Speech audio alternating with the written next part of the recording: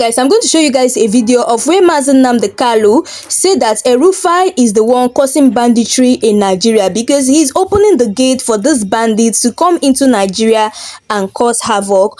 And not only that, I'm going to be showing you guys what El-Rufai said on Channels TV yesterday, where he was talking about the government sponsoring bandits, giving them huge amounts of money to be causing, violence in Nigeria. And I'm showing you guys a video of where the lawyer of Nnamdi Kanu, where he wants to submit a letter to the White House, telling them about all the whole judges that have been judging Nnamdi Kanu. They have continue to keep him in detention without even trying to release him. Guys, just watch this video and I'll be right back. And also please drop your comments below. The crimes you have in the north, the insecurity you have in the north is as a direct consequence of their own action. They groomed them. Al-Qaeda in the Maghreb, ISIS in West Africa, Boko Haram, Fulani headsmen, bandits, all of them. Who brought them to Nigeria? It's Fulani. Fulani brought them into Nigeria. El-Rufai brought them in. Bauchi State Governor brought them in. Are you people deaf and dumb and stupid? When you come out and you pretend, oh, we are one Nigeria. Go and show me. Somebody was asking where is the boundary, where would the boundary of Biafra begin? And I asked the fool, where did the boundary of Nigeria begin? People from Niger come in and go as they like. Most of these idiots are from Niger. They are building a pipeline to Niger. They are building a railway line to Niger. They are building roads to Niger. Whereas where the money comes from, which is Biafra land, we don't have those infrastructure. No, we don't. But you're taking our money. You come to Izombe, you come to Ohaji, you come to Ebema, you come to Aguleri, you come to Ebonyi. You take our resources, sell it, get the money. Is to pay bandits, give them monthly allowance, or send food to them in the name of non-kinetic. It's nonsense. We are empowering bandits. Is that what is it? It's not the government of Kaduna State. It's a national policy driven by the Office of National Security Advisor, and Kaduna is part of it. Many states are objecting to that. But that is the policy now. Chase the bandits. That's the new policy. My position has always been the only repentant bandit is a dead one. Let's kill them all. Let's wipe them. Let's bomb them until they are reduced to nothing.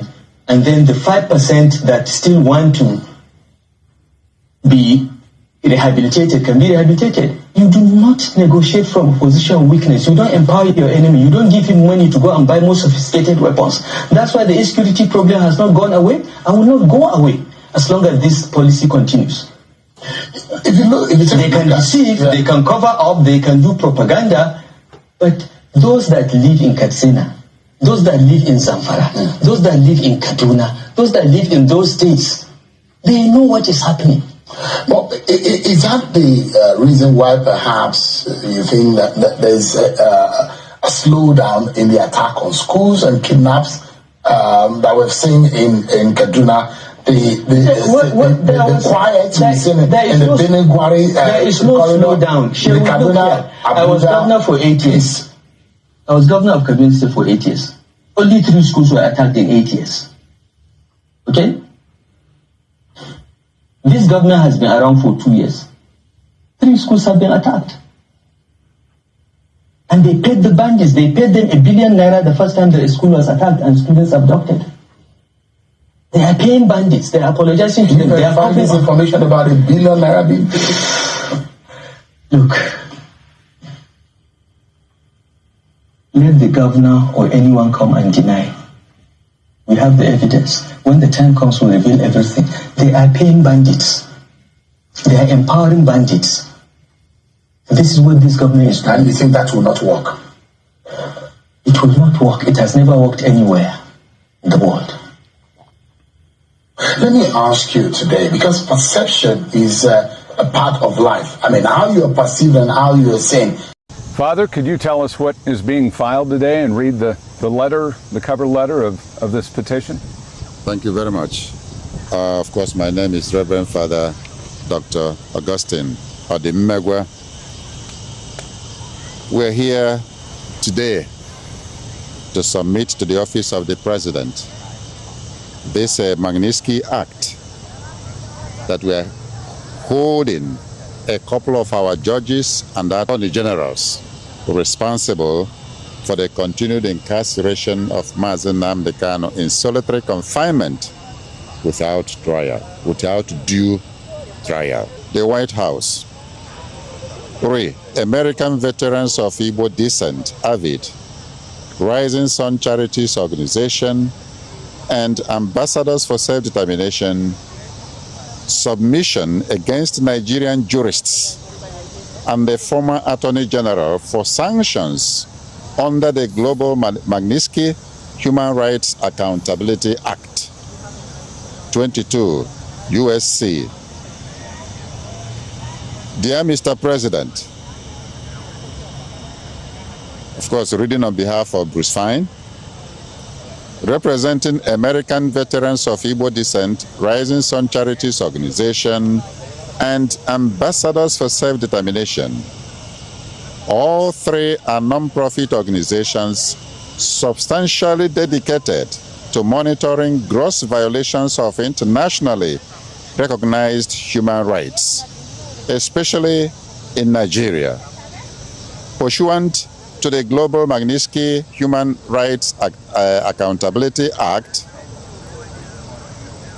22 USC and EO 13818, the three non-profit organizations urge Magnitsky sanctions against a quintet of Nigerian judges implicated in the persecution of Biafran leader Nnamdi Kanu for exercising his rights to free speech and association and a fair trial. The names include Justice Binta Murtala Nyaku, Justice Hama Simon Samani, Justice Hama Akawa Barka, and Justice Mohammed Lawal Garba, and former Chief Justice of Nigeria Olukayode Ariwola. They also seek Magnitsky sanctions against former Attorney General Malam Abubakar Malami. The violations include ongoing arbitrary detention as determined by the United Nations Working Group on Arbitrary Detention, denial of the right to fair trial, judicial endorsement of Mr. Kanu's kidnapping, torture, and extraordinary rendition from Kenya to Nigeria.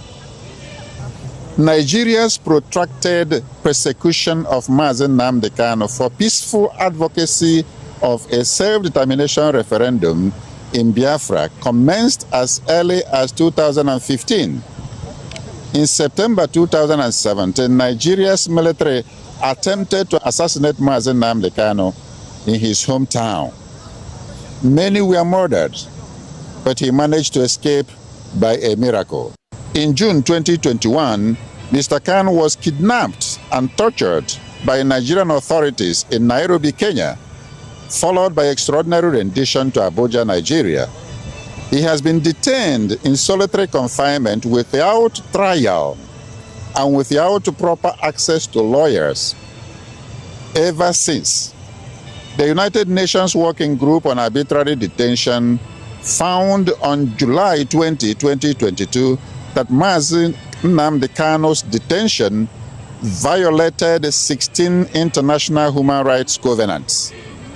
It ordered his immediate and unconditional release and the reparations paid.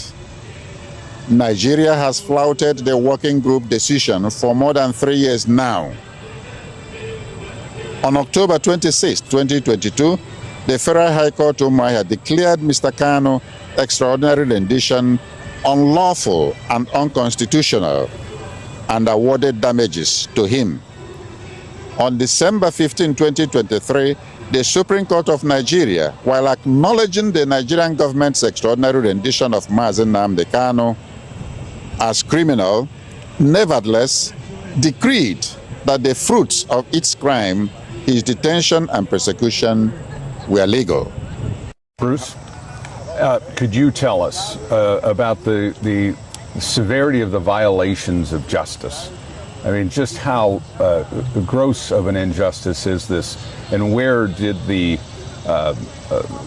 go off the rails in regards to how they treat Nnamdi Kanu? Well, a few pages of history often speaks volumes of logic here. The persecution really began even before the more recent kidnapping and torture in 2021. As far back as September in 2017, there's an attempted assassination through the military to kill Nnamdi and his family and friends. Nnamdi escaped by a miracle. His friends, many of them were killed. And all of this is in violation of the international human right to seek self-determination. Indeed, that right was announced almost 250 years ago in our American Declaration of Independence. The right to government by the consent of the governed. A right that every group enjoys around the world. It wasn't limited to the United States. And the fact is that the Biafrans never joined Nigeria.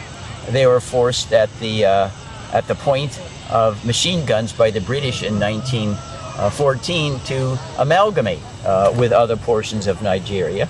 But there wasn't any vote, and so there's no need to secede from an organization you never joined. And Nnamdi Kanu has been persecuted mercilessly by the Nigerian government for seeking to defend this right. Now, if we want to compare the persecution with others, Nelson Mandela is a nice benchmark. If you read his memoirs, on Robben Island when he was detained, he lived in a paradise compared to Nnamdi Kanu. He wasn't in solitary confinement. He actually taught and learned from universities with other inmates there. They had games. There wasn't anything like solitary confinement. He had access to lawyers. Nnamdi Kanu does not. He doesn't even have access to me. I've been 6 times. They say, no, Mr. Fine, you can't visit with him. Even the persons who visit with him, they can't take in any pencils, no papers. Everything is recorded. Everything is videoed. There's no privacy whatsoever. So again, if we want to take a comparison with Nelson Mandela, who ended up being not only a Nobel Peace Prize winner, but an international hero, he suffered far more grotesquely. And it's continuing to this very day after 4 years. Now, I'd like to amplify for our audience here as well, the Global Magnitsky Human Rights Accountability Act. So guys, I'm sure you guys have listened to what Nnamdi Kanu said about El-Rufai. And now, Nnamdi Kanu brought up this matter, saying that El-Rufai is the one that opened the gate for all these bandits to enter into Nigeria. And the same El-Rufai was on Channels TV day before yesterday saying that the Nigerian government that are sponsoring bandits, that even has proof, like he has evidence to to prove that what he's saying is exactly the truth. And you guys have also heard from what the lawyer of Nnamdi Kanu, Bruce Finn, has said concerning Nnamdi Kanu, the way they violated his human rights and the way that the Nigerian government sends the soldiers to go to his hometown and kill so many youths there. According to the report, they said there were 28 youths that lost their life on that day. But unfortunately, Nnamdi Kanu escaped. Anyway, guys, that's all we have for today. Let me know your thoughts below. And also, if you know you're new to this channel, please don't forget to click the subscribe button, like and share, and turn on the notification bell to get all the latest news in this channel. So, guys, thanks for watching.